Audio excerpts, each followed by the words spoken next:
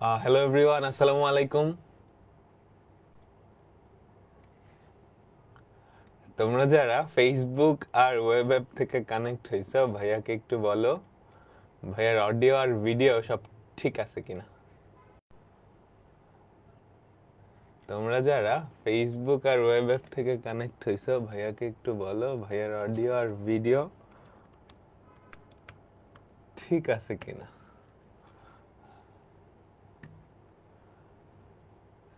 তো আজকে আমরা কি পড়বো দেখতে পারতেছো নিশ্চয়ই। বলো তো স্ক্রিনে কি দেখতে পারতেছো। স্ক্রিনে যেটা দেখতে পারতেছো সেটা হচ্ছে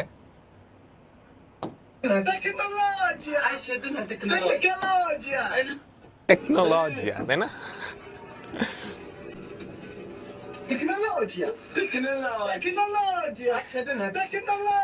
আমার এরকম নাই, আমিও একটা পড়ি। আমরা আজকে এটা পড়বো, বুঝছো? টেকনোলজিয়া, হ্যাঁ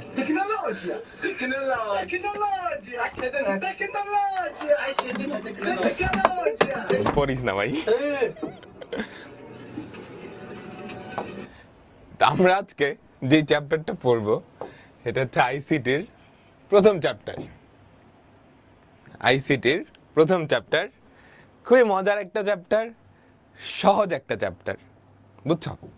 অনেকটা সমাজের মতো, অনেকটা সমাজের মতো। তো এখানে বুঝার জিনিসপত্র খুব কম, বুঝার জিনিসপত্র খুব কম। হ্যাঁ, জাস্ট রিডিং পড়ে গেলেই হয়ে যাবে, রিডিং পড়ে গেলেই হয়ে যাবে। তো তথ্য যোগাযোগ প্রযুক্তি, বিশ্ব ও বাংলাদেশ প্রেক্ষিত। আচ্ছা, তো এখানে অনেকগুলা টপিক আছে। এই টপিকগুলোর মধ্যে সবগুলা থেকেই প্রশ্ন আসে, সবগুলা থেকেই প্রশ্ন আসে। আমি তোমাদের একটু দেখাই কোনটা কোনটা বেশি ইম্পর্টেন্ট। ঠিক আছে, বিশ্বগ্রাম বা গ্লোবাল ভিলেজ নাম শুনে কিছুটা বোঝা যাচ্ছে। ভার্চুয়াল রিয়ালিটি, এটা ইম্পর্টেন্ট, এই টপিকটা ভার্চুয়াল রিয়ালিটি, এখান থেকে প্রশ্ন আসবে। রোবোটিক্স, কৃত্রিম বুদ্ধিমত্তা আছে, এটা অত ইম্পর্টেন্ট না, রোবোটিক্স থেকে আসবে। ক্রায়ো সার্জারি খুবই ইম্পর্টেন্ট, এখান থেকে প্রশ্ন আসবে, এখান থেকে প্রশ্ন আসবে। মহাকাশ অভিযান, প্রতিরক্ষা, biometrics important, bio informatics important, genetic engineering important, nano technology important. তো এই সবগুলা টপিক কি আমাদের বুঝতে হবে, ঠিক আছে? আচ্ছা, তো আমরা শুরু করতেছি। তো প্রথমত আসো, তোমরা এই বইটা রিডিং দিবা, যার কাছে যেই বইটাই থাকুক রিডিং দিবা। আমি জাস্ট একটু উপর থেকে ব্যাপারগুলা কি বুঝিয়ে দিই। গ্লোবাল ভিলেজ বা বিশ্বগ্রাম, গ্রাম কি? তোমরা অনেকে গ্রামে থাকো। গ্রাম কি? ছোট্ট একটা এলাকা যেখানে সবাই সবাইকে চিনে, সবার সাথে সবার ডেইলি দেখা হয়, এরকম না? তথ্য যোগাযোগ প্রযুক্তির কারণে পুরো বিশ্বটাই একটা গ্রামে কনভার্ট হয়ে গেছে। তুমি চাইলে এখান থেকে বসে কানাডায় থাকে এরকম তোমার কোনো কাজিন বা ফ্রেন্ডের সাথে ইনস্ট্যান্টলি কথা বলতে পারবে না? হোয়াটসঅ্যাপে একটা কল দিলেই হয়, মেসেঞ্জারেই একটা কল দিলে হয়, তাই না? এটার ফলে যেটা হয়েছে, পুরো বিশ্বটা তোমার হাতের মুঠোয় চলে আসছে, তুমি যে কারোর সাথে কি কমিউনিকেট করতে পারো, বুঝছো? এই জন্যই কি তথ্য যোগাযোগ প্রযুক্তির কারণে আমাদের পুরো বিশ্বটা একটা গ্লোবাল ভিলেজ বা বিশ্বগ্রামে কনভার্ট হয়। সো এটা নিয়েই হাবিজাবি এখানে লেখা আছে। এখন এই যে বিশ্বগ্রাম, এই বিশ্বগ্রাম তৈরি করার জন্য ধরো কি কি জিনিস লাগে।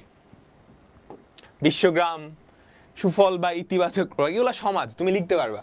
সারা বিশ্ব মানুষের হাতের মুঠোয় আসছে, মানুষের জীবনযাত্রার মান উন্নত হয়েছে, এগুলো কি বুঝান লাগবে? এগুলো তুমি দেখে নিও, ঠিক আছে? এগুলো তুমি দেখে নিও। কিছু খারাপ জিনিসও আসছে, যেহেতু পুরো বিশ্বটা তোমার হাতের মুঠোয় চলে আসছে, তুমি চাইলে অন্য একটা দেশের ভালো জিনিসও নিতে পারো, খারাপ জিনিসও নিতে পারো। এটা কমন সেন্স, তাই তো? এখন এই যে বিশ্বগ্রাম তুমি প্রতিষ্ঠা করবা, এটার কি কি উপাদান লাগবে তুমি চিন্তা করো। কানাডায় তোমার একটা ফ্রেন্ড আছে, ওর সাথে তুমি কমিউনিকেট করবা, ঠিক আছে? প্রথমত কি লাগবে? তোমার একটা ডিভাইস লাগবে। এই যে ডিভাইসটা, এটা কি? হার্ডওয়্যার। কি লাগতেছে? হার্ডওয়্যার লাগতেছে।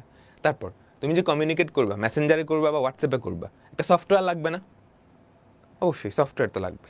আচ্ছা, হার্ডওয়্যার গেলো, সফটওয়্যার গেলো। তারপর কানেক্টিভিটি লাগবে, তোমার আর তোমার বন্ধুর মাঝখানের মধ্যে অবশ্যই একটা কানেকশন থাকা লাগবে। ফোনের সাথে তো কোনো কিছুর কানেকশন নেই, ওয়্যারলেসলি এটা তোমার রাউটারের সাথে কানেক্টেড আছে। ওই রাউটার গিয়ে তোমার আইএসপি, যেখান থেকে তুমি ইন্টারনেট নিছো, সেটার সাথে কানেক্টেড। সেই আইএসপি গুলা থেকে আবার কানেকশনটা কি, সাবমেরিন কেবল দিয়ে তোমার ওই দেশের যে বন্ধু ওর সাথে কানেক্টেড। তাহলে একটা কানেকশন লাগবে তোমার আর তোমার বন্ধুর মাঝখানে, ঠিক আছে? আচ্ছা, কানেকশন থাকলেই হবে? তোমার ফোনে তো ডেটা থাকা লাগবে। ডেটা না থাকলে তুমি কি কল দিতে পারবা? না, ঠিক আছে? সব কিছু আছে, তুমি জানো না কেমনে হোয়াটসঅ্যাপ ইউজ করতে হয়, মানে তোমার অ্যাওয়ারনেসটাও লাগবে, তোমার জ্ঞানটাও লাগবে, তাই না? তাহলে এই যে গ্লোবাল ভিলেজ বা বিশ্বগ্রাম প্রতিষ্ঠার উপাদানসমূহ কি কি দেখো তো, লেখা আছে খুব সুন্দর করে। হার্ডওয়্যার, সফটওয়্যার, নেটওয়ার্ক সংযুক্ততা বা কানেক্টিভিটি, ডেটা, মানুষের অ্যাওয়ারনেস। বুঝছি বুঝছি সবাই? আচ্ছা, তারপর হার্ডওয়্যার সফটওয়্যার কি এগুলো বলা আছে, দেখে নিও।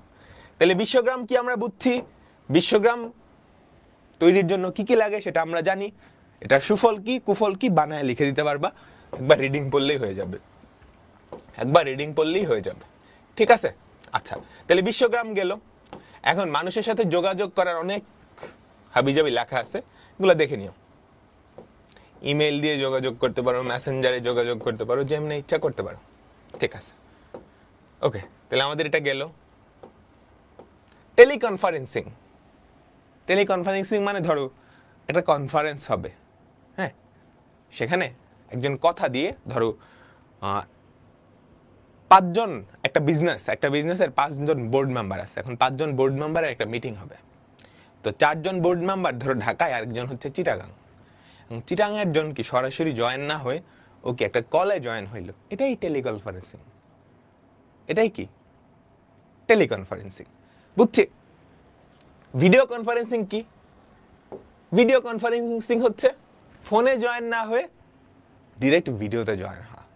তোমরা জানি না, আমি ছোটবেলায় যখন বিটিভি দেখতাম তখন দেখতাম যে আমাদের আগের বারের যে প্রধানমন্ত্রী উনি হচ্ছে বিভিন্ন সেতু, তারপর সড়ক, এগুলো উদ্বোধন করতেছে ভিডিও কনফারেন্সিং এর মাধ্যমে, বিটিভিতে নিউজে দেখাইতো। তোমাদের মনে আছে ভিডিও কনফারেন্সিং?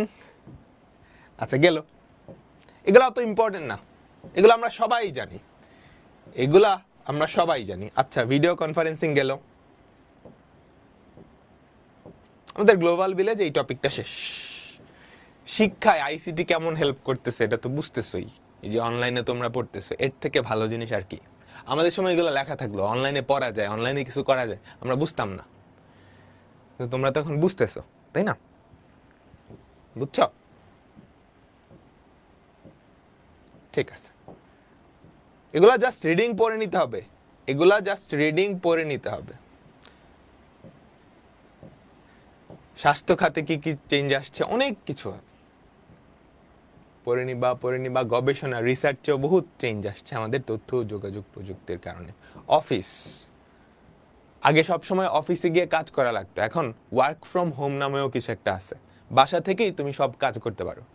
ইনফ্যাক্ট বাংলাদেশে আমাদের বুয়েট থেকেই সিএসসি ডিপার্টমেন্ট থেকে পাশ করে অনেকে দেশের বাইরের অনেক কোম্পানিতে জব করে, কিন্তু বাংলাদেশে থেকেই। বুঝতে পারছো? এটার সুবিধা আছে। ধরো বাইরে কিন্তু জীবনযাত্রার খরচ অনেক বেশি, ফর এক্সাম্পল তুমি যদি ইউনাইটেড স্টেটসে যাও, ওখানে ধরো ভালো একটা শহরে, নিউ ইয়র্ক বা ওয়াশিংটনে, বাসা ভাড়াই হচ্ছে $4-5 মাসিক। বাসা ভাড়াই হচ্ছে $4-5 মানে বুঝছো, বাসা ভাড়াই যাবে 6-7 লাখ টাকা। সো কেউ যদি ধরো একটা সফটওয়্যার কোম্পানিতে কাজ করতেছে, ও যদি নিউ ইয়র্ক গিয়ে শিফট হয়ে কাজ করে, তাহলে ওকে কিন্তু অনেক বেশি স্যালারি দেওয়া লাগবে, কারণ বাসা ভাড়াই এত যেতেছে, খাওয়া দাওয়ার খরচও কিন্তু অনেক বেশি। যে আমাদের যে 20 টাকার পানির বোতল, ওইটা বাইরের দেশে $2-3 বিক্রি হয়, মানে 500-600 টাকা। 500 মিলি পানি কিনতে লাগবে 500-600 টাকা। এখন যদি এরকম হয়, ওকে ওই দেশে ট্রান্সফার না করে বাংলাদেশে বসাই কি কাজ করাইতেছে, হ্যাঁ, রিমোট ওয়ার্কিং যেটা বলে। তাহলে কি হইতেছে, সুবিধাটা কি? বাংলাদেশে জীবনযাত্রার খরচ কিন্তু অনেক কম। তোমাদের মনে হইতে পারে জিনিসপত্রের দাম অনেক বেশি, কিন্তু আসলে না, আমাদের দেশে জিনিসপত্রের দাম অনেক কম বাইরের তুলনায়। হ্যাঁ, এর ফলে যেটা হবে, যেহেতু জীবনযাত্রার মান খরচ কম, ওই বাইরের যে কোম্পানিটা যাদের জন্য আমি কাজ করব, ওরা কিন্তু খুব কম খরচে, কম টাকাতেই কি আমাকে হায়ার করতে পারবে। বুঝছো, এটাকে বলে রিমোট অফিস। তোমরা যদি ইন ফিউচারে সিএসসি পড়ো, তোমরা দেখবা অনেকেই কি রিমোট অফিসে কাজ করতেছে। ঠিক আছে, গেল। এগুলা রিডিং পড়তে হবে, এগুলা রিডিং পড়তে হবে। এখানে মুখস্থ করার কিছু নাই, ইম্পর্টেন্ট কিছু নাই। যেটা ইম্পর্টেন্ট আমি পড়াচ্ছি। ঠিক আছে, বিনোদন ও সামাজিক যোগাযোগে তথ্য যোগাযোগ প্রযুক্তি কিভাবে হেল্প করতেছে তোমরা তো দেখতেছই। ফেসবুক, ইনস্টাগ্রাম, ইউটিউব, নেটফ্লিক্স, মানুষের বিনোদন বলতে তো এখন এগুলাতেই কনভার্ট হয়েছে। এখন আর মাঠে খেলতে যায় কয়জন? তো এটার খারাপ দিকও আছে, ভালো দিকও আছে।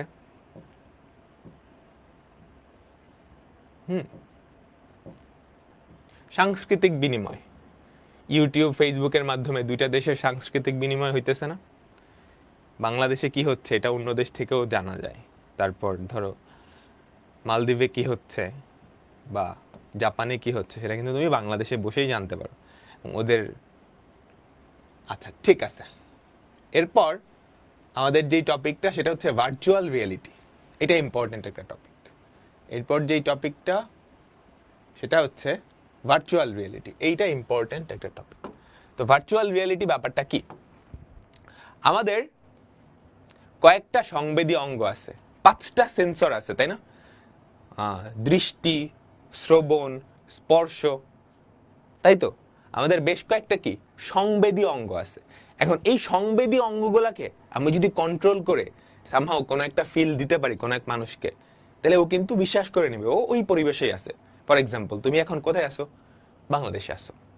এখন এই যে তোমার 5টা সেন্সর, যে সংবেদী অঙ্গ আছে, এগুলাকে কোনোভাবে আমি একটা ফিল দেওয়াইলাম তুমি অ্যান্টার্কটিকায় আছো, হ্যাঁ, যেখানে হচ্ছে সব বরফে ঢাকা, সামনে একটা মরু ভাল্লুক যাইতেছে, পোলার বেয়ার যাইতেছে। আমি যদি তোমাকে কোনোভাবে এই ফিলটা দেওয়াইতে পারি, তুমি কিন্তু বিশ্বাস করে নিবা তুমি আসলেই কি অ্যান্টার্কটিকায় আছো। এই কাজটাই করা হয় ভার্চুয়াল রিয়ালিটির মাধ্যমে। তো ভার্চুয়াল রিয়ালিটির মাধ্যমে কি করা হয়?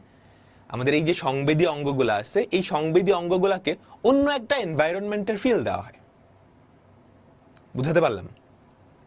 তো এই সংবেদী অঙ্গগুলোকে কন্ট্রোল করার জন্য দেখো হেডসেট, এই যে যেটা তোমাদের দীপিত ভাইয়া পড়েছিল বা শুভ্র ভাইয়া পড়েছিল, বুঝছো? সো এটা দেওয়ার মাধ্যমে কি করা হয়? তোমার যে ভিশন এবং শ্রবণ, এই দুইটাকে কন্ট্রোল করা হয়। তারপর হাতে তুমি যদি খেয়াল করো, হাতে আরেকটা জিনিস আছে, এটার মাধ্যমে কি ওর হাতের যে অনুভূতিটা সেটাকে কন্ট্রোল করা হয়। ঠিক আছে, সেটাকে কন্ট্রোল করা হয়। এরকম এই যে গ্লোভ, তারপর স্যুটের মাধ্যমে পুরো বডিটাকে কন্ট্রোল করা হয়, একটা ফিল দেওয়া হয় আর কি। সো এই জিনিসগুলোর কম্বিনেশনে তোমাকে যদি বোঝানো হয় তুমি একটা এয়ারপ্লেন চালাইতে পারবা, একটা এয়ারপ্লেনে বসে আসো, তুমি এগুলোর মাধ্যমে কিন্তু এয়ারপ্লেনটা চালায় চালায় দেখতে পারবা। বুঝতে পারছো? সো এটাই হচ্ছে ভার্চুয়াল রিয়েলিটি।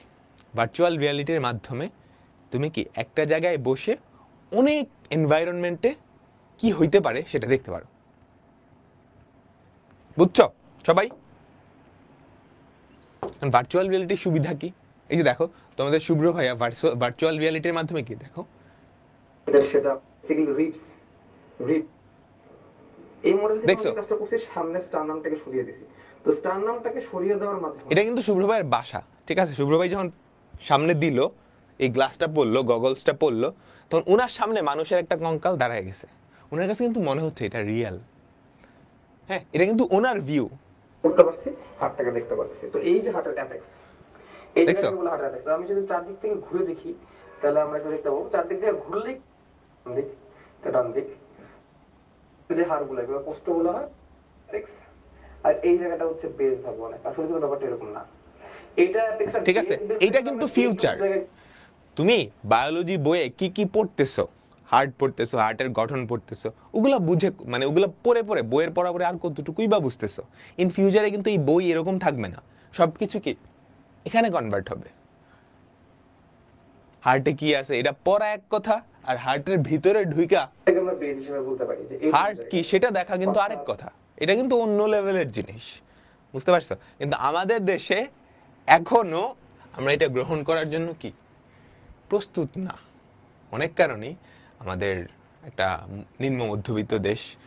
সো শুভ্র ভাই যেই গগলসটা ব্যবহার করতেছে ওইটার দামই দেখা যাবে যে 3-4 লাখ টাকা। এটা তো আমাদের পক্ষে অ্যাফোর্ড করা সম্ভব না, বুঝছো? বাট ইন ফিউচারে এটা হয়ে যাবে, ঠিক আছে? এখন ভার্চুয়াল রিয়েলিটির মাধ্যমে কি কি করা যায়? সব কিছু করা যায়, এমন কিছু নাই যেটা ভার্চুয়াল রিয়েলিটির মাধ্যমে করা যায় না। এখন কয়েকটা খুব ভালো জিনিস আছে যেটা ভার্চুয়াল রিয়েলিটি দিয়ে খুব অহরহই করা হয়। তোমরা কি সাইকেল চালানো শিখছো? শিখছো? সাইকেল চালানো শিখতে গিয়ে পড়ে গেছো? এরকম কেউ আসো? পড়ছো? সাইকেল চালানো শিখতে গেলে একবার না দুইবার পড়বাই, এটা স্বাভাবিক। বাইক চালাইছো? বাইক চালানো শিখতে গিয়েও পড়ার পসিবিলিটি আছে। আচ্ছা, সাইকেল চালায় পড়লা, কিচ্ছু হইল না। বাইক চালায় পড়লা, হাত ছিলবে, পা ছিলবে। এবার তুমি চিন্তা করো তো, তুমি বিমান চালানো শিখবা। বিমান চালানো শিখতে গিয়ে যদি একটু উল্টা পাল্টা করো, আজরাইল চলে আসবে না? বুঝছো? এখন তাহলে বিমান চালানো একদম ডিরেক্টলি বিমান দিয়ে শিখাটা, শুরুতেই বিমান দিয়ে শিখাটা কি ডেঞ্জারাস হয়ে যাবে। তো শুরুতে যেটা করা হয়, তোমাকে এই ভার্চুয়াল রিয়েলিটির মাধ্যমে এমন একটা ফিল দেওয়া হয় যে তুমি একটা বিমানের মধ্যেই আসো। বিমানের ভেতরের পরিবেশটা যেরকম ঠিক এক্স্যাক্টলি অনুরূপ একটা পরিবেশ কি করা হয়, সিমুলেট করা হয়। তারপর সেটার মধ্যে তোমাকে বিমান চালানো শেখানো হয়। ইনিশিয়ালি এই ভার্চুয়াল রিয়েলিটির মাধ্যমে শেখানো হয়, তারপর যখন যথেষ্ট জ্ঞান অর্জন করছো তারপর অ্যাকচুয়াল বিমানে নিয়ে যাওয়া হয়।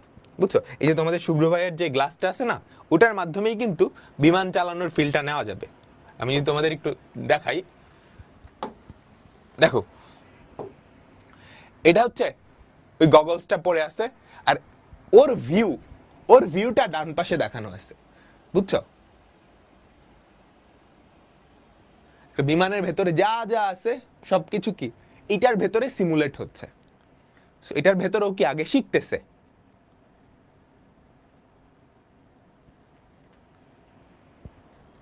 বুঝছো? এটা কিন্তু খুব বেশি না এক্সপেন্সিভ, ভালো এক্সপেন্সিভ। মোটামুটি ধরো 60,000 টাকার মতো যে ভিআর গগলটা আছে না, বুঝতে পারছো? এটা হচ্ছে ওর ভিউ, ভেতরের ভিউটা। ওই গ্লাসটা ভেতরে পড়ার পর ওর ভিউটা হচ্ছে এখানে দেখানো হয়েছে, একটা অ্যাড চলতেছে।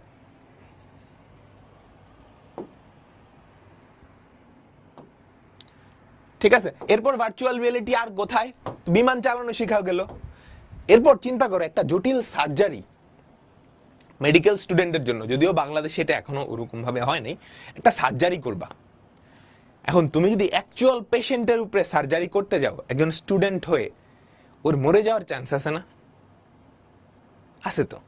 ধরো তুমি একটা ওপেন হার্ট সার্জারি করবা বা কোনো একটা সার্জারি করবা, তাই না? তুমি স্টুডেন্ট, ধরো তুমি ফাঁকিবাজ স্টুডেন্ট, তুমি সরাসরি রোগের উপরে একটা সার্জারি করে দিলা, ও তো মরেও যাইতে পারে।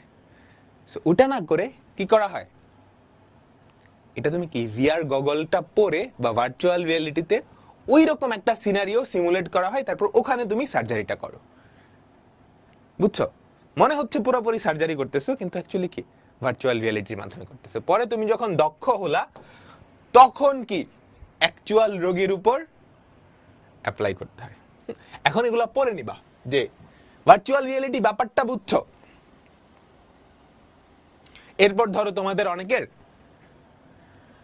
পাবজি খেলছো, পাবজি তো মজা লাগে না, মানে ধরো তোমার মনে হইতে পারে অনেক তুমি গুলাগুলি করতেছো, এই করতেছো, সেই করতেছো, কিন্তু এটাতে আসলে কোনো যুদ্ধের ফিলিংই পাওয়া যায় না।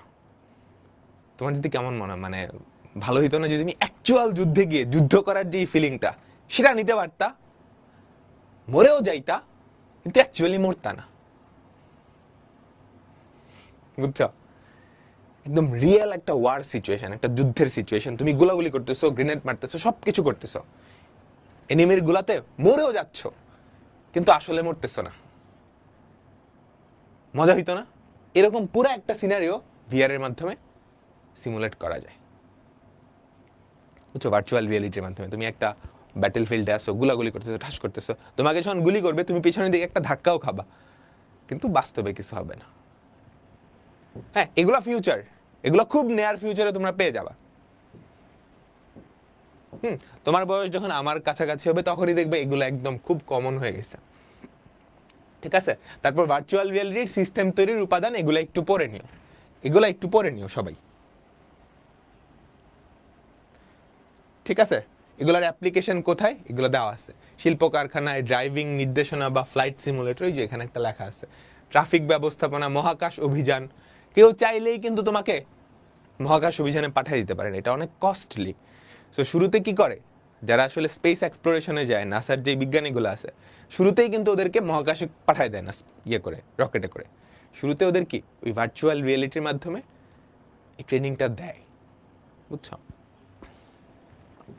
এই ট্রেনিংটা দেয়। আচ্ছা, সো ভার্চুয়াল রিয়েলিটির কিছু ভালো জিনিসও আছে, কিছু খারাপ দিকও আছে, কারণ এটার মাধ্যমে তুমি সব কিছু সিমুলেট করতে পারতেছো। সো এরকম হইতেই পারে যে তুমি সারাদিন এটাতেই পড়ে থাকলা। সুন্দর করে এখানে লেখা আছে, এগুলো একটু দেখে নিও, ঠিক আছে? আচ্ছা, এখানে কয়েক ধরনের জিনিস আছে, একটা হচ্ছে ভার্চুয়াল রিয়েলিটি আর একটা হচ্ছে মিক্সড রিয়েলিটি। এই দুটার পার্থক্যটা আমি বুঝাই। ভার্চুয়াল রিয়েলিটি হচ্ছে পুরাপুরি একটা ভার্চুয়াল জগতে তুমি চলে যাবা।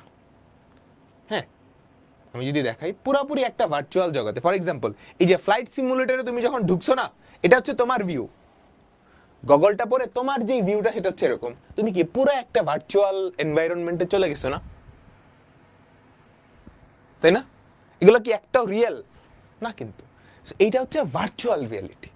মিক্সড রিয়েলিটি বা অগমেন্টেড রিয়েলিটি, এটা বলেও একটা আছে। এটা মানে কি, তুমি যদি শুভ্র ভাইয়ের ভিডিওটা দেখো, বুঝছো? কিরে ভাই, শুভ্র ভাইয়ের ভিডিও আইতেছে না কেন? তুমি যদি শুভ্র ভাইয়ের ভিডিওটা দেখো, এই যে শুভ্র ভাই যখন দেখতেছে হার্ট, এটা কিন্তু জাস্ট হার্টটা হচ্ছে আনরিয়েল, বাকি ওই যে ওই লাইটগুলো নাকি ওইগুলো কিন্তু ওনার বাসার, বুঝছো? এই যে পিছে একজন মানুষও দেখা যাইতেছে, এই কঙ্কালটা এখানে দাঁড়ায় আছে, ওনার বাসার লাইট, ওনার বাসার ওয়ার্ড্রব সবকিছু দেখা যাচ্ছে। এইটা হচ্ছে মিক্সড রিয়েলিটি, অর্থাৎ ভার্চুয়াল জিনিসপত্র থাকবে, অ্যাকচুয়াল জিনিসপত্র থাকবে, বুঝছো সবাই?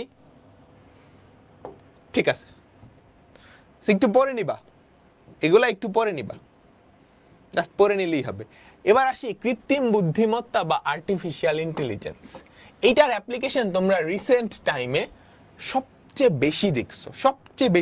রিসেন্ট টাইমে সবচেয়ে বেশি যেই জিনিসটা নিয়ে কথা হয়েছে সেটা হচ্ছে এই আর্টিফিশিয়াল ইন্টেলিজেন্স। এটা তোমরা সবাই ব্যবহার করছো, তোমরা চ্যাট জিপিটি ব্যবহার করছো না, তাই তো? তারপর জিবলি ইউজ করছো রিসেন্টলি। জিবলি কি কোনো মানুষ না? চ্যাট জিপিটি কোনো মানুষ? তুমি কিন্তু চ্যাট জিপিটির সাথে পুরো মানুষের মতো কথা বলতে পারো, সে একটা আর্টিফিশিয়াল ইন্টেলিজেন্স, বুঝতে পারছো? সো এগুলো আসলে বড় হয়ে ভালো করে শিখবে ভেতরে এগুলা কিভাবে কাজ করে। তো আর্টিফিশিয়াল ইন্টেলিজেন্স হচ্ছে এটা কম্পিউটার যার মধ্যে সব বুদ্ধিগুলো আছে। এখন বুদ্ধিগুলা কিভাবে দেওয়া হয়েছে সেটা পরে শিখবে। এমন মজার ব্যাপার হচ্ছে এটার সাথে ম্যাট্রিক্স জড়িত, বুঝছো? আর্টিফিশিয়াল ইন্টেলিজেন্সের যে ব্যাক এন্ড মানে পেছনে পুরাটাই আসলে ম্যাট্রিক্স দিয়ে করা। তোমরা শিখবা আস্তে আস্তে, পরবর্তীতে শিখবা। কিংবা ফেসবুকেরও কিন্তু একটা এআই আছে। তোমার মনে হয় না তুমি যখনই ফেসবুকে ঢুকো রিলেটেবল পোস্টগুলাই আসে? তুমি স্যাড থাকলে স্যাড সংওয়ালা রিলস আসে, তুমি হ্যাপি থাকলে হ্যাপি সংওয়ালা রিলস আসে ফেসবুক বা ইনস্টাগ্রামে। হ্যাঁ, ওরা কিন্তু তোমাকে বুঝতে পারে। ওটা কে বুঝে? ওটা কি ফেসবুক সবার জন্য এক একজন মানুষ নিয়োগ করে দিচ্ছে? না, তোমার জন্যই একটা পার্সোনালাইজড এআই আছে, ও অ্যাকচুয়ালি কি বুঝতে পারে, ঠিক আছে? এটা এমনভাবেই বানানো হয়েছে যাতে করে তোমাকে এমন কন্টেন্টই দেখানো হয় তুমি যাতে সারাদিন ওই ফেসবুকের মধ্যেই পড়ে থাকো। হ্যাঁ, আচ্ছা ঠিক আছে। তো কৃত্রিম বুদ্ধিমত্তা বা আর্টিফিশিয়াল ইন্টেলিজেন্স সেটা আমরা বুঝলাম, সেটা সম্পর্কে কিছু জিনিসপত্র দেওয়া আছে, একটু দেখে নিবা। একটু দেখে নিবা। এখান থেকে ওই থিওরি কোয়েশ্চেন বা বানানোর কোয়েশ্চেনই বেশি আসে, যেগুলো তুমি বানায় লিখতে পারবে এরকম কোয়েশ্চেনই বেশি আসে। জাস্ট মেইন টপিকটা ধরতে পারলেই হবে। কি নিয়ে কথা বলা হয়েছে দেখবা উদ্দীপকে একটা তথ্য দেওয়া আছে, হ্যাঁ মানে একটা উদ্দীপক দেওয়া আছে, এই মানুষটা কিছু একটা কাজ করতেছে, এই মানুষটা কিছু একটা কাজ করতেছে। আমি তোমাকে দেখাই, একটা সিকিউ দেখাই তাইলে বুঝতে পারবা। এই যে এই চ্যাপ্টারের উদ্দীপক সবগুলা এরকম। রাহবার উচ্চ মাধ্যমিক পাশ করে বিশ্ববিদ্যালয়ে ভর্তি হলো। সে তার এক বিদেশি বন্ধুর কাছ থেকে জানতে পারলো যে সে দেশে কিছু গাড়ি রয়েছে যেগুলো চলাচলে কোনো চালকের প্রয়োজন হয় না এবং স্বয়ংক্রিয়ভাবে রাস্তায় চলাচলে সক্ষম। রাহবার তার বিশ্ববিদ্যালয়ে প্রবেশের সময় আঙ্গুলের ছাপ দিয়ে একটা ক্যাম্পাসের ভেতরে প্রবেশ করলো। ক্যাম্পাসের একটা নির্দিষ্ট কক্ষে একদল শিক্ষার্থী ক্যান্সারের উপর গবেষণা করতেছে। তাহলে খেয়াল করছো এখানে কিন্তু তিনটা জিনিস, তুমি যদি একটু মনোযোগ দাও। প্রথমত রাহবার কি দেখছে, বিদেশের কিছু গাড়ি যেগুলা চালক ছাড়াই কি চলতে পারে। তারপর বিশ্ববিদ্যালয়ে প্রবেশের সময় আঙ্গুলের ছাপ দিয়ে ঢুকছে। তারপর একটা রুমে ক্যান্সারের উপর গবেষণা করতেছে। সো এই যে তিনটা জিনিস, এই তিনটা জিনিস কোন তিনটা টপিকের সাথে রিলেটেড এটা ধরতে পারলেই কাজ শেষ। তারপর বানায় বুনায় লিখে দিবা, ঠিক আছে? তো এই যে কোনটা কোন টপিক সেটাই কি আমাদের ধরতে হবে, তো সেটার জন্যই আমরা পড়াশোনা করতেছি, ঠিক আছে? এই যে আমরা আর্টিফিশিয়াল ইন্টেলিজেন্স বা কৃত্রিম বুদ্ধিমত্তা পড়লাম, এইটার মাধ্যমেই কিন্তু স্বয়ংক্রিয় গাড়ি বানানো সম্ভব। তোমরা অলরেডি জানো টেসলা, এলন মাস্কের কোম্পানি, ওরা কিন্তু স্বয়ংক্রিয় গাড়ি বানায় যেখানে কোনো ড্রাইভার লাগে না। কি হইল? যেখানে কোনো ড্রাইভার লাগে না, বুঝছো? তো যেটা করে, কিছু ক্যামেরা থাকে এবং কিছু ডিটেক্টিং ডিভাইস থাকে যেগুলোর মাধ্যমে সামনের অবস্থা কি সেটা সে দেখে তার কৃত্রিম বুদ্ধিমত্তার সাহায্যে ডিসিশন নেয় কত স্পিডে এবং কোন দিকে গাড়িটা চালাবে, বুঝছো? তাহলে এই যে অটোমেটিক কার, যেটা ড্রাইভারলেস অটোনোমাস কার বা স্বয়ংক্রিয় গাড়ি, সেটা আসলে কার অ্যাপ্লিকেশন? এই কৃত্রিম বুদ্ধিমত্তা। ওখানে কিন্তু ড্রাইভার আছে। ড্রাইভারটা কে? ড্রাইভারটা হচ্ছে একটা এআই বা একটা আর্টিফিশিয়াল ইন্টেলিজেন্স। বুঝলাম? সে কি করে? ওর অনেকগুলা সেন্সর আছে। মানুষের যেরকম সেন্সর, মানুষের সেন্সর কি? ভিশন, তারপর শ্রবণ, তাই না, তারপর স্পর্শ, এগুলো মানুষের সেন্সর না? সেম ভাবে ওই টেসলা গাড়িতেও বা এই সমস্ত গাড়িতে এরকম কিছু সেন্সর থাকে। ক্যামেরা থাকে ফর ভিশন সেন্সর, মাইক্রোফোন থাকে ওই অডিওগুলো নেওয়ার জন্য, তারপর কতটুকু কাছে বা দূরে সেটার জন্য সেন্সর আছে। তো ওগুলার মাধ্যমে সে পরিবেশ থেকে ডেটাগুলো নেয়, ওগুলা প্রসেস করে ওই এআই এর মাধ্যমে ডিসিশনটা নেয়। বুঝছো সবাই? এরপর আসি রোবোটিক্স। রোবোটিক্স ব্যাপারটা কি? আমরা মানুষ যে কাজগুলা করি, ধরো এরকম কোনো কাজ যেটা রিপিটেটিভ, একই কাজ বারবার করা লাগে, এরকম কাজগুলা মানুষ না করে মানুষের পরিবর্তে আমরা একটা রোবটকে দিয়ে করাইতে পারি। ফর এক্সাম্পল কি হইতে পারে? ধরো একটা কারখানায় তুমি একটা মেশিন বানাইতেছো, ওখানে তোমার কাজ হচ্ছে একটা নাট বল্টু জোড়া লাগানো। তুমি সারাদিন ওই নাট বল্টুটা জোড়াই লাগাও। এখন তুমি যদি এটা না করে তোমার পরিবর্তে একটা মেশিনকে দিয়ে করাইতে হবে, তাহলে ব্যাপারটা খুব সহজ না? শুরুতে হয়তো মেশিনটা কেনার জন্য অনেক টাকা লাগবে, বাট পরবর্তীতে সুবিধাটা কি হবে? ওই মেশিনটা 24 ঘন্টা ওই কাজটা করতে পারবে এবং মেশিনের জন্য আলাদা কোনো স্যালারি দেওয়া লাগবে না, তাই না? বুঝছো?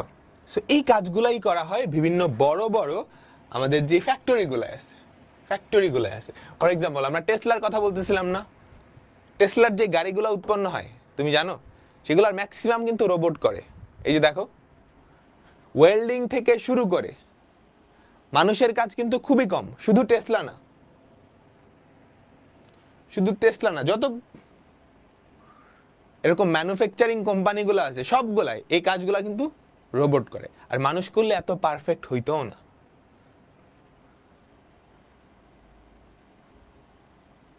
বুঝছো?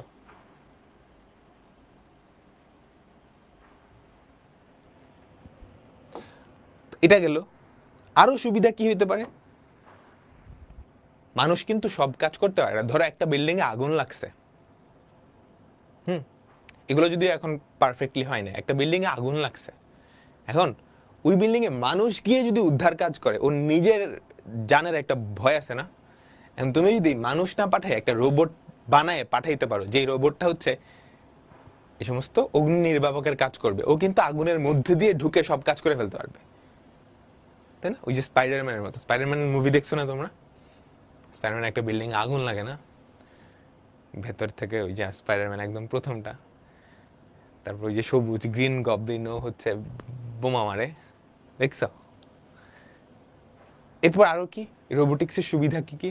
অনেক সার্জারি আছে, অনেক সার্জারি আছে যেই সার্জারিগুলা রোবট দিয়েই করাই ফেলতে পারো, কিংবা ডাক্তাররা রোবটের হেল্প নেয়, দেখবে অনেক মেশিন টেশিন ইউজ করে ডাক্তাররা, ওগুলোও কিন্তু এক এক ধরনের রোবোটিক্স, বুঝছো? ডাক্তার ওই রোবটগুলো সহায়তা নিয়ে খুব ইজিলি সার্জারিগুলো করে ফেলতে পারে। আগে যেই সার্জারিগুলো করা অনেক কঠিন ছিল, অনেক কঠিন ছিল। রোবোটিক্সের আরো সুবিধা কি? তুমি চাইলে অনেক পিচ্চি রোবট বানাইতে পারো। ধরো তোমার এইখানে গিয়ে কিছু একটা সমস্যা হয়েছে, বা এইখানে এগুলোর কাজ চলতেছে, ইন ফিউচারে এগুলো আসবে, ধরো ভেতরে এখানে হার্টে, তোমার হার্টে একটা সমস্যা হয়েছে, হ্যাঁ, তোমরা বিভিন্ন রিলস টিলস দেখো না, হার্টের ভিতরে গিয়ে দেখে কে আছে, রোনালদো আছে, মেসি আছে, এরকম উইয়ার্ড উইয়ার্ড ভিউ তোমরা দেখো। ভেতরে ধরো একটা সমস্যা হয়েছে, আমাদের এখনকার ইয়েতে কি করা হয়, কেটে তারপর ভেতরে ইয়েটা করা হয়। এখন যদি এরকম ছোট্ট একটা পিচ্চি একটা রোবট বানানো সম্ভব হয়, যেই রোবটটা তোমার মুখ দিয়ে ওই শ্বাসনালী দিয়ে ভেতরে ঢুকে ও একটা সার্জারি করে চলে আসলো, পসিবল, কাটাকুটির কাজও নাই, কিছু নাই। এগুলা ধরো সামনের 50 বছর বা 60 বছর পরে আমরা দেখব, ঠিক আছে? তাহলে রোবোটিক্স ব্যাপারটা বোঝা গেছে। সো রোবোটিক্স হচ্ছে মানুষের কাজটাকে অনেক বেশি কমায় দিছে। এখন অসুবিধাটা কি? অসুবিধাটা আছে। ফর এক্সাম্পল বাংলাদেশের কথাই চিন্তা করো, বাংলাদেশে গার্মেন্টস ইন্ডাস্ট্রিতে অনেক মানুষ কাজ করে না, এটা চেঞ্জ হয় না কেন? অনেক মানুষ তো কাজ করে। এখন তুমি জানলে অবাক হবা যে গার্মেন্টস ইন্ডাস্ট্রির যত কাজ আছে সবগুলা কিন্তু রোবট দিয়ে করানো সম্ভব, সবকিছু, সেলাই থেকে শুরু করে অলমোস্ট সবকিছু। এখন সবগুলা যদি রোবট দিয়ে রিপ্লেস হয়ে যায়, তাইলে যেই সমস্যাটা হবে এটা হচ্ছে মানুষের বিলুপ্তি হয়ে যাবে। এত মানুষ যারা এই ইন্ডাস্ট্রিটার উপর ভর করে বেঁচে আছে, ওদের জীবিকাই এটা, রোবট চলে আসলে ওরা সবাই কি ওদের চাকরি হারা হয়ে যাবে না? তাই তো এআই এসেও কিন্তু এটা হচ্ছে। তুমি চিন্তা করো, এই যে জিবলি আসলো, এরকম মানুষ ছিল না আগে যারা ধরো তোমার ছবিটার অ্যানিমেটেড ভার্সন কার্টুন এঁকে দিয়ে ওর জীবিকা নির্বাহ করতো, কার্টুনিস্ট বলা হইতো যাদের, ছিল তো। এখন জিবলি ওটা 1 সেকেন্ডে করে দিচ্ছে, কোনো টাকা পয়সা ছাড়াই। তাহলে ওর পক্ষে ব্যাপারটা কেমন যেন হয়ে গেল না? তাই তো সেম ভাবে যারা সফটওয়্যার ডেভেলপার আছে, কোড লেখে যারা, তুমি কিন্তু এআই দিয়েই এখন সব কোড লেখা নিতে পারবা। তো সুবিধা যেটা হয়েছে, তুমি যদি স্কিলড হও তাহলে তুমি একজনই 50 জনের কাজ করতে পারবা, একজনই 10-20 জনের কাজ করতে পারবা, যেটা আমাদের কম্পিউটার সায়েন্সের ফিল্ডে খুব বেশি হয়েছে। তুমি যদি স্কিলড কোডার হও তাহলে তুমি একজনেই কি 10 থেকে 20 জনের কাজ করে ফেলতে পারবা, বুঝছো? সো এআই আসলে থ্রেট না, ওর সাথে অ্যাডপ্ট করতে হবে, এটা হচ্ছে কথা, এটা হচ্ছে কথা, বুঝছো? তাহলে রোবটের কাহিনী গেল, রোবটের কিছু ইতিহাস দেওয়া আছে, তারপর সবগুলা একটু পরে নিবা, এগুলো হচ্ছে থিওরিটিক্যাল জিনিসপত্র, একটু পরে নিবা।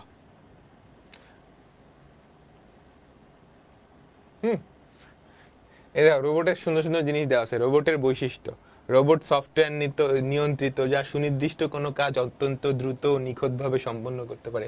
রোবট দিনে 24 ঘন্টা এবং প্রতিদিন কোনো বিরতি ছাড়াই কাজ করতে পারে। এগুলা তো তোমরা পারবা, পারবা না? তো দেখে নিবা রোবোটিক্সে। আচ্ছা, খুবই ইম্পর্টেন্ট, ক্রায়ো সার্জারি, এখান থেকে প্রশ্ন আসবে, এখান থেকে প্রশ্ন আসবে। তোমরা ব্যথা পাইলে কখনো বরফ লাগাইছো?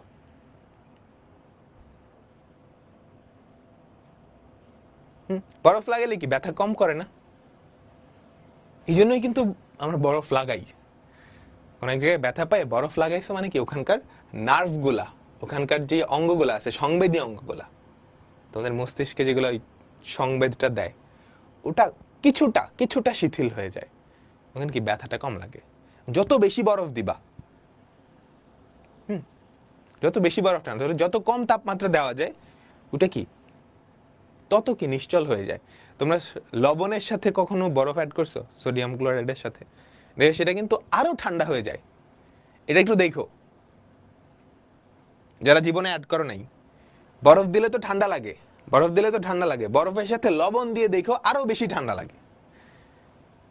হ্যাঁ, তো এই তাপমাত্রাটা যত কমানো হয়, মানুষের সংবেদী যেই স্থানে তুমি প্রয়োগ করবা ওখানকার কি সংবেদী অঙ্গগুলা তত নিষ্ক্রিয় হয়ে যায়। তুমি দেখবা অনেকক্ষণ যদি বরফ লাগায় রাখো, কিছুক্ষণ পর মনে হয় না তোমার এটা অবশ হয়ে গেছে, তাই তো? তার মানে যত তাপমাত্রা কমানো যায় ওখানকার যে সেন্স তুমি পাও না। এখন ধরো তোমার হাতের কোন একটা জিনিস, কোন একটা সার্জারি করবা, বা এখানে কোন একটা ধরো ওইগুলা কি বলে, তিল আছে না, ওই লাল তিলগুলা, ওগুলাকে কি বলে, তুমি ওইগুলা একটা রিমুভ করতে যাও, ওগুলো কেটে ফেললে কিন্তু খুবই ডেঞ্জারাস অবস্থা হবে। এগুলো তুমি যদি ডাক্তারের কাছে যাও, ক্রায়ো সার্জারি ডাক্তার যেটা করবে, ওখানে ফার্স্টে লিকুইড নাইট্রোজেন অ্যাপ্লাই করবে। লিকুইড নাইট্রোজেনের তাপমাত্রা অনেক কম, মাইনাস অনেক কম, এখানে লেখা আছে একটু দেখে দিবা। তো নাইট্রোজেন হচ্ছে -196°C। সো -196°C তাপমাত্রা যখন হবে, এখানে তোমার কোনো ফিলিং থাকবে না, ওখানে কোনো রক্ত, ব্লাড সেল কিচ্ছু থাকবে না, ব্লাড সার্কুলেশনে থাকবে না। ওটা দেওয়ার পর এটা জাস্ট কেটে ফেলাই দিবে, বুঝছো? সেম ভাবে যে কোনো সার্জারি করার জন্য এই কাজটা করা যায়। তোমার যেখানে সার্জারি করবে সেখানে ফার্স্টে লিকুইড নাইট্রোজেন অ্যাপ্লাই করবে, ওখানকার তাপমাত্রা অনেক কমে যাবে। তাহলে ওখানে কি হবে, ওখানে তোমার স্নায়ুগুলা কাজ করবে না, কোনো ব্লাড সার্কুলেশন হবে না, ওখানে সার্জারিটা করে ফেলবে, করার পরে আবার সেটা নর্মাল টেম্পারেচারে ফিরে আসবে। এটাই হচ্ছে ক্রায়ো সার্জারি, বুঝছো? এটাই হচ্ছে ক্রায়ো সার্জারি। ক্রায়ো সার্জারির প্রক্রিয়াটা এখানে দেওয়া আছে, জাস্ট পড়ে নিবা। বা তোমরা যদি কেউ দেখতে চাও আসলে ক্রায়ো সার্জারি কি, হ্যাঁ, তাহলে সার্চ দিলেই হবে, তাহলে ইউটিউবে সার্চ দিলেই হবে ক্রায়ো সার্জারি, অনেকগুলা পাবা, ঠিক আছে? এই দেখো, এই যে এটা দিয়ে লিকুইড নাইট্রোজেন অ্যাপ্লাই করতেছে, এই যে এটার উপর দেখছো, এখানে টেম্পারেচার অনেক কমে গেছে।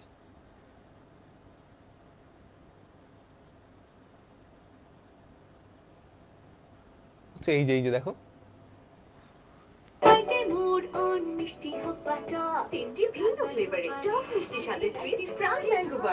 অ্যাড দেখাইতেছে।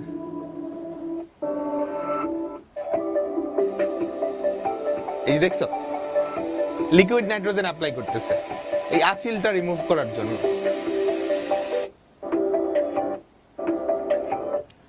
এখন তুমি রিডিং দিলে আসলে বুঝতে পারবা কেমনে কি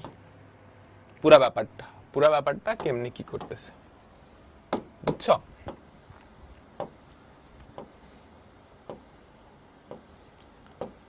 ঠিক আছে, তারপর হলো মহাকাশ অভিযান, পড়ে নিবা।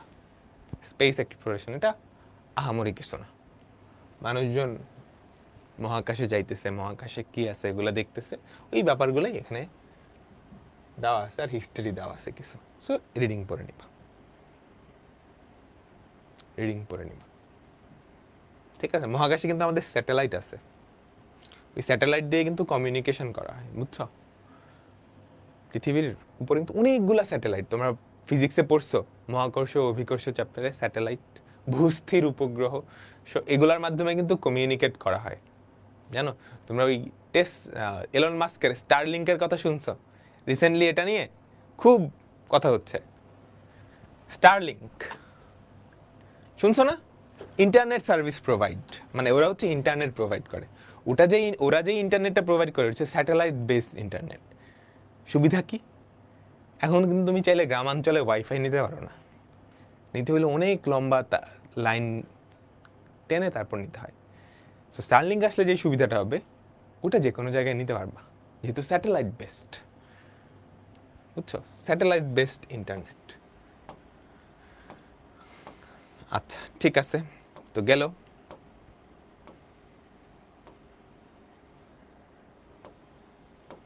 বায়োমেট্রিক্স। আমরা এর পরের যে টপিকটা দেখবো সেটা হচ্ছে বায়োমেট্রিক্স। এটা ইম্পর্টেন্ট।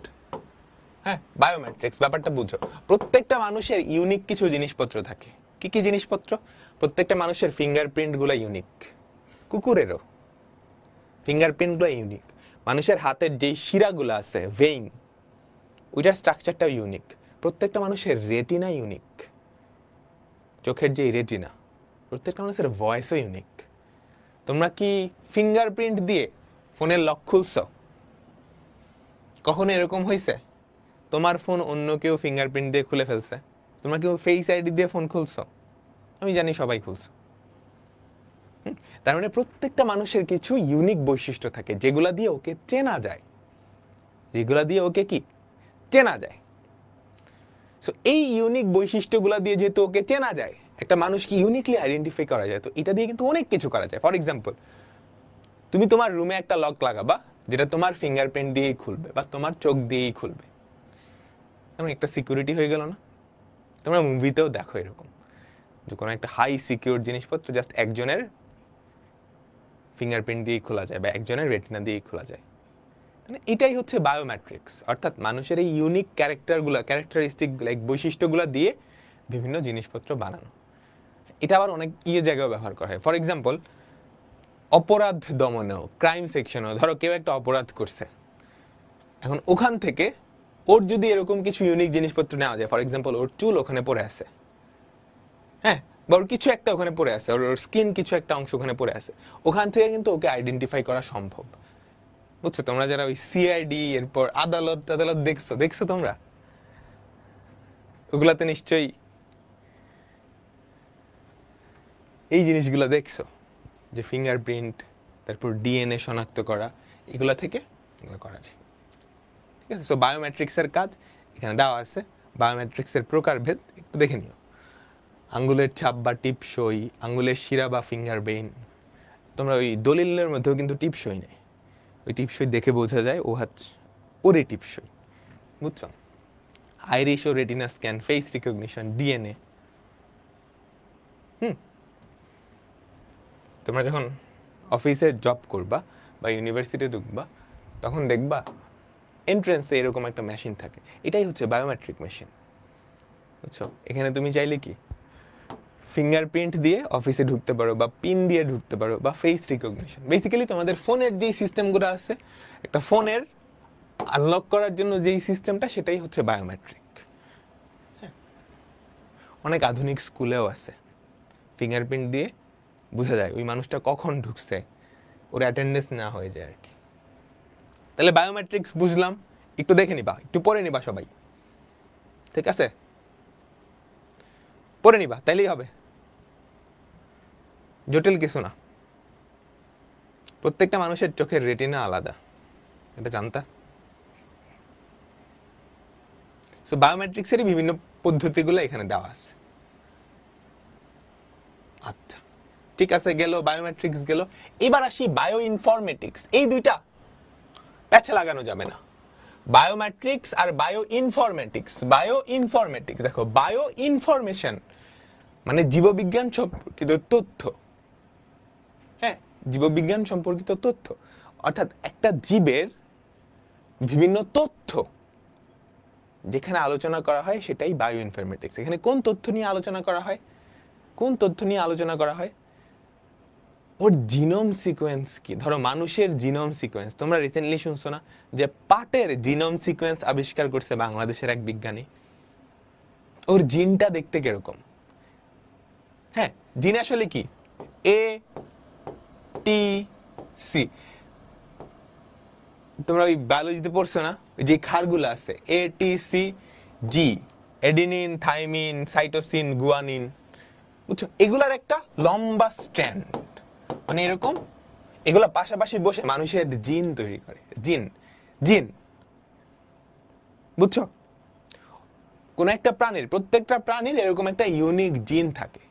এই জিনের মাধ্যমেই দেখো, প্রত্যেকটা জিন, দেখো, একটা মানুষের জিনটাই হচ্ছে ওর প্রত্যেকটা বৈশিষ্ট্য প্রকাশ করে। ফর এক্সাম্পল, জিনের এই পার্টটা ধরো মানুষের রং, এই পার্টটা ধরো মানুষের চোখ কয়টা, এরকম ভাবে প্রত্যেকটা প্রাণীর জিনের কিছু কিছু অংশ কি,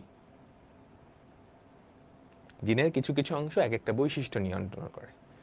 ফর এক্সাম্পল টমেটোর জিনোম সিকোয়েন্স তুমি যদি বাইর করতে পারো, তাহলে দেখবা টমেটোর ওই জিনোম সিকোয়েন্সের মধ্যে কিছু পার্ট, এই পার্টটা হচ্ছে টমেটো লাল রঙের জন্য দায়ী, এই পার্টটা হচ্ছে টমেটো শীতকালে হয় সেটার জন্য দায়ী। বুঝতে পারছো? ঠিক আছে, প্রত্যেকটা প্রাণীর একদম টেমপ্লেট বলতে পারো হচ্ছে ওর জিন। ওর জিন, ওই জিনগুলাই একটা প্রাণীর প্রত্যেকটা বৈশিষ্ট্য নিয়ন্ত্রণ করে। তো বায়ো ইনফরমেটিক্স আমরা কি করি জানো? এই জিনগুলা নিয়েই গবেষণা করি এবং ওই প্রাণীটার জিন সিকোয়েন্স কি হইতে পারে সেটা আমরা ডিসকাস করি, কি সেটা নিয়েই গবেষণা করি বায়ো ইনফরমেটিক্সে। বুঝছো সবাই? এবং এটা কিন্তু কম্পিউটার সায়েন্সের one of the finest field. হ্যাঁ, আমি যখন বুয়েট সিএসসি থেকে পাশ করি, আমাদের সময় আমাদের ফাইনাল ইয়ারে একটা রিসার্চ করতে হয়, একটা গবেষণা করতে হয়। সো বুয়েট সিএসসিতে বর্তমানে সবচেয়ে ডিমান্ডিং যেই টপিকটা রিসার্চ করার, সেটা হচ্ছে বায়ো ইনফরমেটিক্স। মনে হতে পারে এটা বায়োলজির, এটা বায়োলজি আর কম্পিউটার সায়েন্স দুইটার কম্বিনেশন। সো কম্পিউটার সায়েন্সের মাধ্যমে বায়োলজির বিভিন্ন তথ্য উদ্ঘাটন করাই কি বায়ো ইনফরমেটিক্স। বুঝছি? কম্পিউটার সায়েন্সের মাধ্যমে বা কম্পিউটারের মাধ্যমে বায়োলজির বিভিন্ন তথ্য উদ্ঘাটন করা। ফর এক্সাম্পল ধরো পাটের জিনোম, তুমি বললে এরকম কয়টা, এরকম কিন্তু কোটি কোটি থাকবে। বুঝছো? হ্যাঁ, এগুলা অ্যাডভান্স টপিক, পরে পড়বা আস্তে আস্তে, বাট আনুমানিক ধারণাটা পাইছো? আনুমানিক ধারণাটা পাইছো না? তাহলে বায়োমেট্রিক আর বায়ো ইনফরমেটিক্স এই দুটা কিন্তু আলাদা জিনিস। বায়োমেট্রিক্স হচ্ছে মাইন্ডের ইউনিক যেই বৈশিষ্ট্যগুলো আছে সেগুলোর মাধ্যমে মাইন্ডকে শনাক্ত করা, তারপর ওগুলার ব্যবহার আর কি। আর বায়ো ইনফরমেটিক্স হচ্ছে কম্পিউটারের সাহায্যে প্রত্যেকটা প্রাণীর জিনের যেই তথ্যগুলা সেগুলা উদ্ঘাটন করা হয়। প্রত্যেকটা প্রাণীর তথ্য আণবিক একদম মলিকুলার লেভেলে গিয়ে যেটা উদ্ঘাটন করা হয় সেটা কি বায়ো ইনফরমেটিক্স। বুঝছি সবাই? এইবার আসো জেনেটিক ইঞ্জিনিয়ারিং। এইটা নিয়ে তোমাদের মোটামুটি আইডিয়া আছে। হ্যাঁ, এইটা নিয়ে তোমার মোটামুটি আইডিয়া আছে। ধরো দুইটা প্রাণী, এই একটা প্রাণী, এই একটা প্রাণী। এখন তুমি দেখলা এই প্রাণীটা, দুটো প্রাণী না, ধরো এটা হচ্ছে আলু, এটা হচ্ছে আলু, এটা হচ্ছে টমেটো। না, আলু টমেটো না, ধরো এটা মূলা, মূলা, আর ওটা হচ্ছে টমেটো। এখন তুমি দেখলা টমেটোর জিনের এই অংশটা, যেটা তুমি বায়ো ইনফরমেটিক্স দিয়ে বাইর করছো, টমেটোর জিনের এই অংশটা ও লাল রঙের জন্য দায়ী। এখন তুমি কি করছো? জিনের ওই অংশটা কাইটে মূলার জিনের মধ্যে ঢুকাই দিছো। এর ফলে কি হয়েছে? লাল রঙের মূলা আমরা দেখতে পাইলাম। বুঝছো? এটাই হচ্ছে জেনেটিক ইঞ্জিনিয়ারিং, অর্থাৎ জিনকে মডিফাই করা। ঠিক আছে, যত সহজে বলছি ব্যাপারটা অত সহজ না। টমেটোর কোন জিনের কোন অংশটা ও লাল রঙের জন্য দায়ী সেটা খুঁজতে খুঁজতে গেলেই জীবন শেষ। তারপর ওই অংশটা তুমি মূলাতে এনে কই লাগাবা, এবং আসলে ও এটা গ্রহণ করবে কিনা এই জিনটা, নাকি মরে যাবে, এগুলা নিয়েই হচ্ছে বিস্তারিত গবেষণা।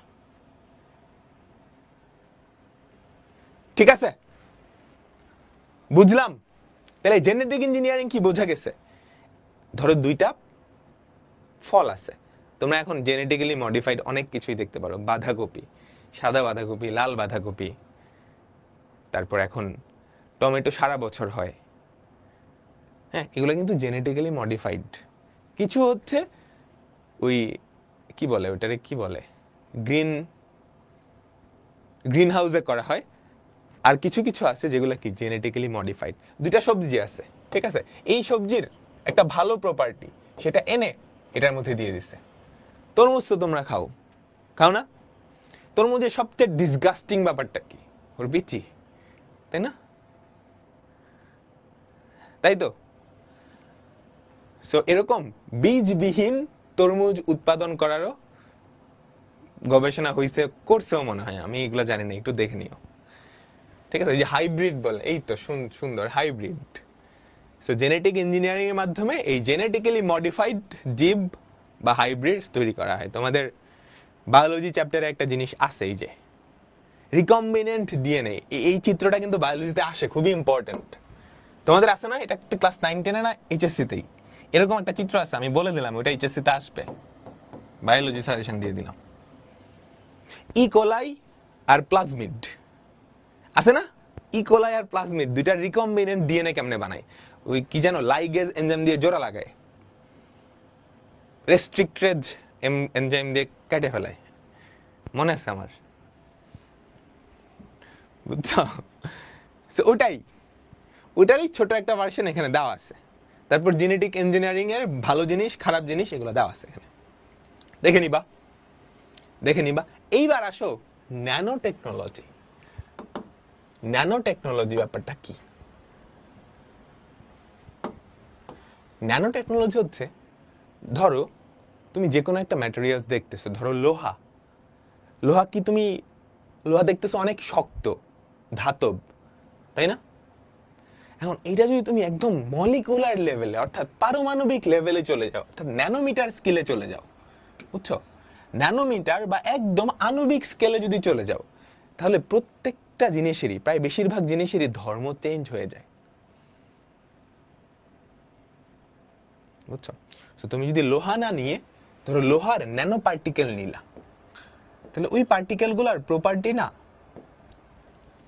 লোহার মতো হবে না, প্রপার্টিগুলো চেঞ্জ হয়ে যায়। লোহা যেমন শক্ত, ধরো ওইটা হইতে পারে অনেক নরম। সেম ভাবে তোমরা স্বর্ণ দেখছো না, গোল্ড, স্বর্ণ কিন্তু খাওয়াও যায়। স্বর্ণকে একদম ছোট ছোট পার্টিকেল করে কফির উপরে দেয়, দেখছো তোমরা এটা কখনো?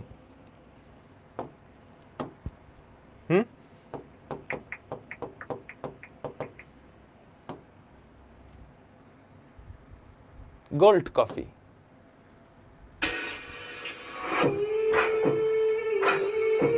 দেখছো ওগুলা কিন্তু গোল্ডের পার্টিকেল। নর্মাল গোল্ড তুমি কি খাইতে পারো? খাইলে তো মরে যাবা, আটকে যাবে না। গোল্ডটাকে যখন পার্টিকেল আকারে নেওয়া হয়েছে, একদম ন্যানো পার্টিকেল, তখন সেটা কিন্তু খাওয়ার উপযুক্ত হয়ে গেছে। তার মানে ন্যানো রেঞ্জে তুমি যখন চলে যাও, প্রায় বেশিরভাগ জিনিসেরই প্রপার্টি চেঞ্জ হয়ে যায়। ওই প্রপার্টিগুলোর যে চেঞ্জ হয়, সেগুলা কাজে লাগিয়ে খুব সুন্দর সুন্দর জিনিসপত্র বানানো যায়। ঠিক আছে, খুব সুন্দর সুন্দর জিনিস বানানো যায়, সেগুলাই আলোচনা করা হয় আমাদের এই ন্যানো টেকনোলজিতে, বুঝছো? বেসিক জিনিস আমরা পড়ছি, বাকিটা রিডিং পড়ে নিবা, ঠিক আছে? এখানকার যতগুলা টপিক আছে না, এই প্রত্যেকটা টপিকই ন্যানো টেকনোলজি, আর্টিফিশিয়াল ইন্টেলিজেন্স, প্রত্যেকটাই না আসলে এক একটা জগৎ। আর্টিফিশিয়াল ইন্টেলিজেন্স, এইটা দিয়ে তুমি বিএসসি করতে পারবা, মাস্টার্স করতে পারবা, পিএইচডি করতে পারবা, মানে একটা টপিকের উপরেই 20-30 বছর পড়াশোনা করতে পারবা, তারপর 50 বছর, আরো ধরো 30-40 বছর সারা জীবনে এটার উপরে রিসার্চ করতে পারবা। তাহলেও ওই জিনিসটার তুমি 1%ও কাভার করতে পারবে না। এই জিনিসগুলো এক একটা ফিল্ড হচ্ছে এত বড়, nano technology, artificial intelligence, bio informatics, genetic engineering, প্রত্যেকটা বিষয় তুমি যদি সারা জীবনও রিসার্চ করো, ওই জিনিসটার, ওই পুরো টপিকটার 1%ও কাভার করতে পারবে না। এই সবগুলা জিনিস জাস্ট তোমাদের একটু ধারণা দেওয়ার জন্য এই চ্যাপ্টারটায় ইনক্লুড করা হয়েছে। তো এই হচ্ছে মোটামুটি এই চ্যাপ্টারটা। তারপর তথ্য যোগাযোগ প্রযুক্তি ব্যবহারের নৈতিকতা, যেহেতু তুমি এখন ফোনেই চাইলে অনেক কিছু করতে পারো, সো এখানে একটু নৈতিকতা, মানে আমাদের যেই কমন সেন্স এবং ইথিক্স, সেটা অ্যাপ্লাই করতে হবে, বুঝছো? তুমি চাইলেই যেহেতু যে কোনো কিছু করতে পারো, তার মানে এটা না তুমি সবকিছু করতে পারবা বা করতে পারা উচিত, বুঝছো? যেটা আমাদের বাঙালিদের সেন্সে একটু কম আছে। তুমি চাইলেই ফেসবুকে যে কোনো পোস্ট দিতে পারা উচিত না, যেটা অন্য মানুষকে আঘাত করবে বা অন্য কাউকে, অন্য গোষ্ঠীকে আঘাত করবে, এরকম কিছু তোমার ফেসবুকে দেওয়ার বা কোথাও দেওয়ার অধিকারটা নাই, বুঝতে পারছো? বা ধরো কোনো ব্যক্তিগত ইনফরমেশন কারো, যেটা দিলে ওর ক্ষতি হইতে পারে, সেটা দেওয়ার অধিকারও তোমার নাই। হ্যাঁ, সো এরকম আইসিটির অনেক জিনিসপত্র আছে যেগুলো ব্যবহারে কি আমাদের ইথিক্যাল হইতে হবে, নৈতিক হইতে হবে। ঠিক আছে? সফটওয়্যার পাইরেসি এটা বাংলাদেশে প্রচুর হয়। আমরা ম্যাক্সিমাম, আমি নিজেও যখন আন্ডারগ্রেডে ছিলাম, বুয়েটে ছিলাম, বেশ কিছু সফটওয়্যার পাইরেট করে ইউজ করছি। আমাদের ওই সুযোগটা ছিল না, আমার নিজের একাডেমিক কাজের জন্য করছি। তো দেখো, সফটওয়্যার পাইরেসি এটা অনেক বড়, এটা আসলে একটা ক্রাইম। যদিও বাংলাদেশে আমি জানি না, বাট এটা একটা ক্রাইম। ঠিক আছে? আমাদের মনে হয় না যে এটা ক্রাইম। তোমরা যারা গেম খেলো বা যা খেলছো, কেউ কি কিনে খেলছো? পাইরেসি করেই খেলছো, কিন্তু এটা কিন্তু আসলে একটা ক্রাইম। তুমি যদি অন্য কোনো দেশে গিয়ে এটা করো, তোমার কম্পিউটারে পাইরেটেড সফটওয়্যার পাওয়া যায়, জেলে ঢুকাই দিবে। ঠিক আছে? তারপর সাইবার ক্রাইম ও সাইবার আক্রমণ, এটা অনেকগুলা ক্যাটাগরি। হ্যাকিং, হ্যাকিং এর অনেক প্রকার ভেদ আছে। কিছু কয়েকটা আছে ভালো, কয়েকটা আছে খারাপ। ধরো তুমি একটা গুগলের একটা দুর্বলতা দেখায় দিলা, দেখায় মানে তুমি হ্যাক করে ওদেরকে জানাইলা যে আপনাদের এই দুর্বলতাটা আছে, আমি এটা খুঁজে বের করে দিলাম, তাহলে গুগল কিন্তু তোমাকে অনেক টাকা দিবে, $1,000,000 দিবে। আচ্ছা, তাহলে এটা কি তুমি কোম্পানির ভালো করলা? আবার খারাপও করা যায়। তুমি হ্যাক করে বিভিন্ন তথ্য হাতায় নিলা, তারপর এটা অন্য জায়গায় ব্যবহার করলা, এগুলো একটু পরে নিবা। তারপর স্প্যামিং, স্প্যামিং তো তোমরাও করো, কমেন্টে স্প্যামিং করো, বুঝছো? ওই স্প্যামিং, ওইটাই স্প্যামিং। কেউ চাইতেছে না কোনো একটা মেসেজ, তুমি কি ওকে পাঠাচ্ছ। তোমরা দেখবা ইমেইলে অনেকে স্প্যাম করে, টেলিগ্রামেও স্প্যাম করে। আমার টেলিগ্রামেও আমি স্প্যাম দেখছি। সো এই হচ্ছে ওভারঅল এই চ্যাপ্টারটা। ম্যাক্সিমাম জিনিসপত্রই কি প্লেজিয়ারিজম, হচ্ছে আরেকজনের লেখা নিজের চালায় দেওয়া, কোনো ক্রেডিট না দিয়ে। ঠিক আছে? ওকে, চ্যাপ্টারটা খুব সহজ, এখান থেকে সিকিউ গুলো খুব সহজ আছে। আমি কয়েকটা সিকিউ দেখাই, তাহলে বুঝতে পারবা। আমি কয়েকটা সিকিউ দেখাই, তাহলে তুমি বুঝতে পারবা যে কেমন কোয়েশ্চেন আসে। তোমরাই বলবা।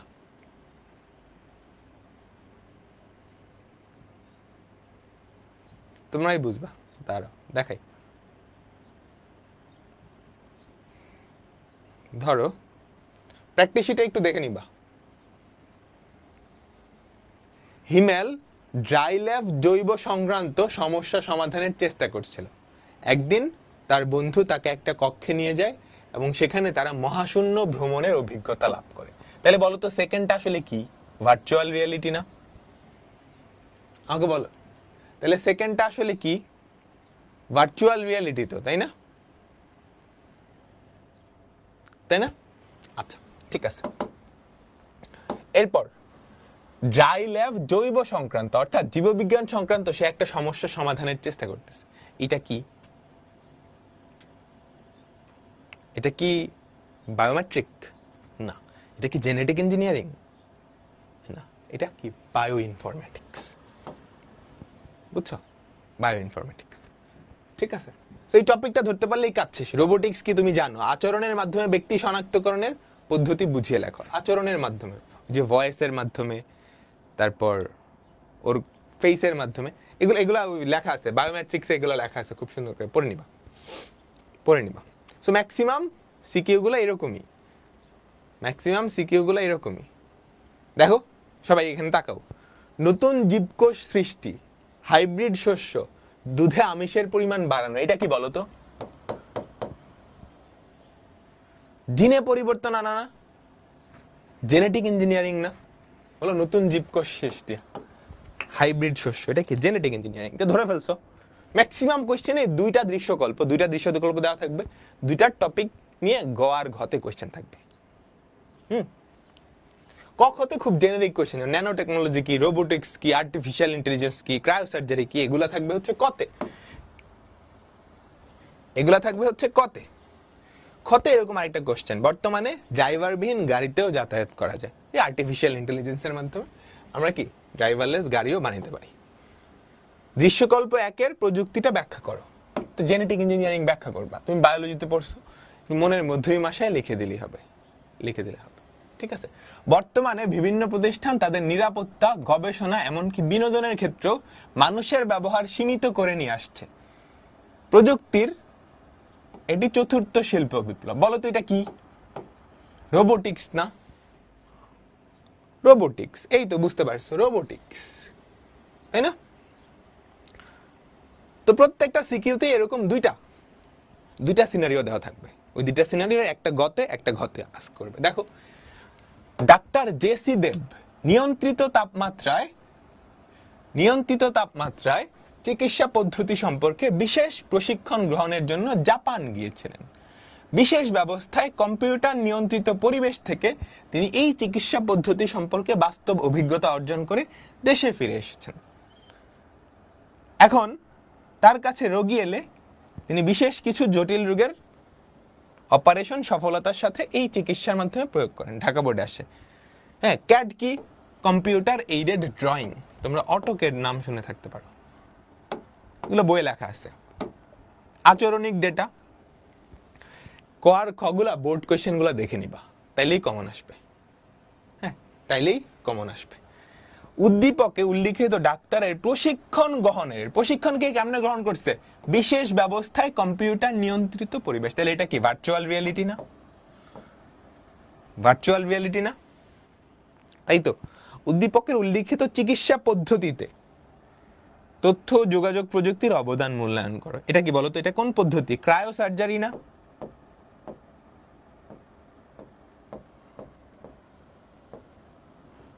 সো ক্রায়ো সার্জারিতে আইসিটির ভূমিকা কি? দেখে ফেলবা।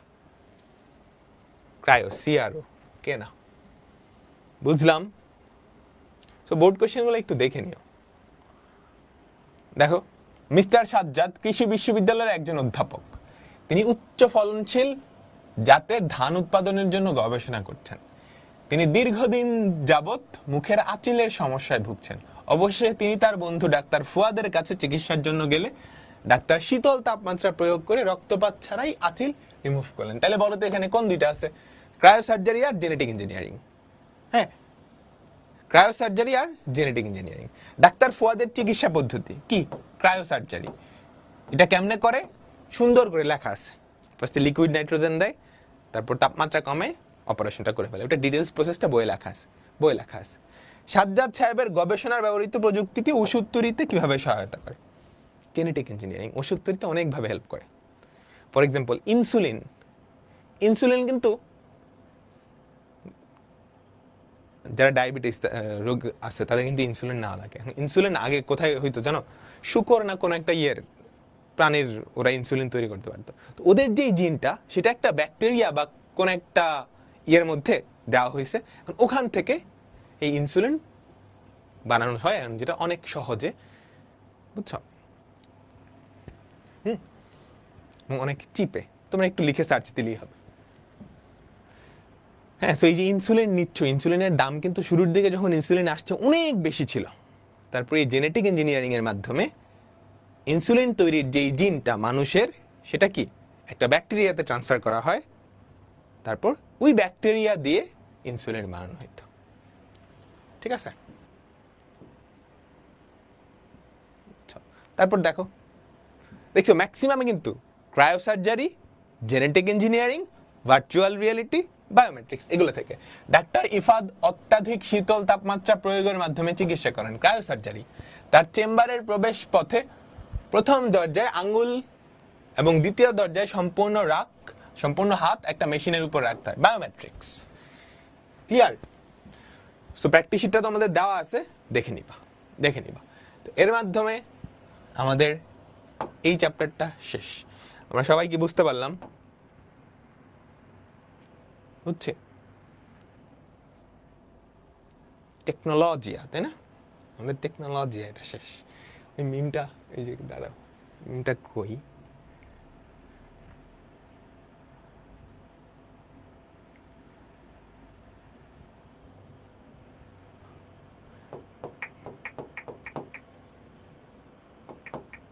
টেকনোলজিয়া, এই যে